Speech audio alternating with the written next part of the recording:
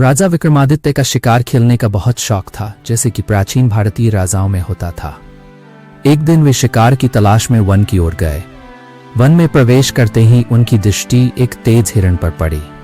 हिरण को देखकर विक्रमादित्य ने तत्काल अपने घोड़े को उसके पीछे दौड़ा दिया। जैसे ही उन्होंने पीछा शुरू किया, एक शक्तिशाली शह ने विक्रमादित्य के घोड़े पर अचानक आक्रमण कर दिया। घोड़ा घायल होकर भूमि पर गिर पड़ा और साथ ही विक्रमादित्य भी नीचे आ गिरे। किंतु वे वीर योद्धा थे, शीघ्रता से खड़े हुए और अपनी तलवार से सिन्हा पर प्रहार कर दिया। सिन्हा घायल होकर गर्जना करता हुआ वन में भाग गया।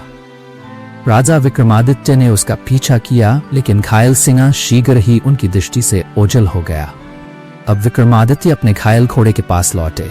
घोड़ा गंभीर रूप से घायल था और उसके शरीर से तबाह था। राजा ने स्नेहपूर्वक घोड़े को सहलाया और धीरे धीरे उसे लगाम से पकड़कर आगे बढ़ने लगे। भूख और प्यास के कारण विक्रमादित्य का कष्ट बढ़ता जा रहा था। पानी की तलाश करते हुए वे नदी के तट पर पहुंचे। वहां उन्होंने नदी की धारा में एक कोलाहल सुना और उसकी ओर दृष्टि दौड़ाई। वहां उन्होंने देखा कि दो व्यक्ति एक शव को लेकर आपस में झगड़ रहे थे। एक और एक योगी था और दूसरी ओर एक राक्षस। योगी राक्षस से कह रहा था, अरे मूर्ख, इस शव को छोड़ दे, मैं इसकी बलि देकर तंत्र साधना करूंगा।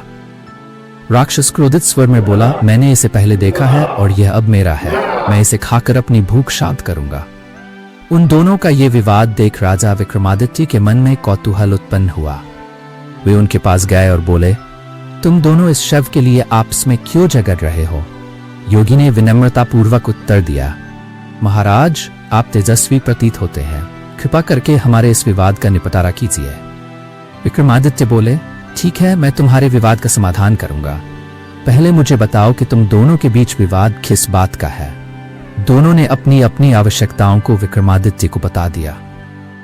उनकी बातें सुनकर विक्रमादित्य ने कहा, मैं तुम्हारा न्याय अवश्य करूंगा, किंतु इसके लिए तुम दोनों को मुझे शुल्क देना होगा। विक्रमादित्य की बात सुनकर योगी ने अपने झोले से एक बटुआ निकालकर कहा, महाराज, यह बटुआ मुझे सिद्धि से प्राप्त हुआ है। इसमें जो भी मांगा जाए वह प्राप्त हो जाता है और यह कभी खाली नहीं होता। विक्रमादित्य ने वह बटुआ स्वीकार कर लिया। फिर राक्षस ने एक मोहिनी काष्ठ का टुकड़ा दिया और कहा, इस काष्ठ से तिलक करने पर व्यक्ति अदृश्य हो जाता है। यदि आप इसे शत्रुओं के मध्य तिलक करके जाएं तो उन्हें परास्त कर सकते हैं।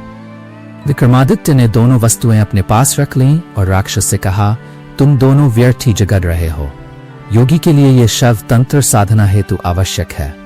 तुम्हारी भूख किसी पशु के मांस से भी शांत हो सकती है। यदि मैं तुम्हारे लिए इससे भी बड़ा भोजन लाकर दूं तो क्या तुम इस शव का अधिकार छोड़ दोगे? राक्षस सहमत होते हुए बोला, हाँ अवश्य, मुझे केवल अपनी भूख शांत करनी है। विक्रमादित्य ने अपने घायल घोड़े की ओर संकेत किया। राक्षस तुरंत उसकी ओर बढ़ा और उसे खाने लगा। तत्पश्चात विक्रमादित्य ने योगी से कहा, योगीराज, तुम्हारी तंत्र साधना इस राक्षस की भूख से अधिक महत्वपूर्ण है, अतः तुम इस शव को लेकर अपनी साधना करो। इस प्रकार न्याय करते हुए विक्रमादित्य पैदल ही अपने महल की ओर बढ़ चले। अंधेरी रात, कांटेदार झाड़ियां और कठिनाइयों के बीच वे निर्भीकता से चलते रहे। सुबह होते ही वे अपनी राजधानी पहुंच गए। तभी नगर की ओर से एक दुखी वृद्ध आ रहा था। विक्रमादित्य ने उससे पूछा, तुम कौन हो और इतनी सुबह कहाँ जा रहे हो? वृद्ध ने कहा, महाराज, मैं एक निर्धन नागरिक हूँ। आज मेरी कन्या का विवाह है, किंतु मुझे उसके लिए कुछ भी देने का सामर्थ्य नहीं है, इसलिए भिक्षा मांगने जा रहा हूँ। विक्रमादित्य ने उसकी स्थिति पर दया करते हुए योगी का दिया हुआ बटुआ उसे दे दिया और कहा, बाबा, इस बटुए से जितना धन चाहो निकाल सकते हो, यह कभी खाली नहीं होगा। वृद्ध प्रसन्न होकर विक्रमादित्य को आशीर्वाद देते हुए वहां से चला गया। इस प्रकार विक्रमादित्य ने अपनी उदारता और न्यायप्रियता से सबका कल्याण किया।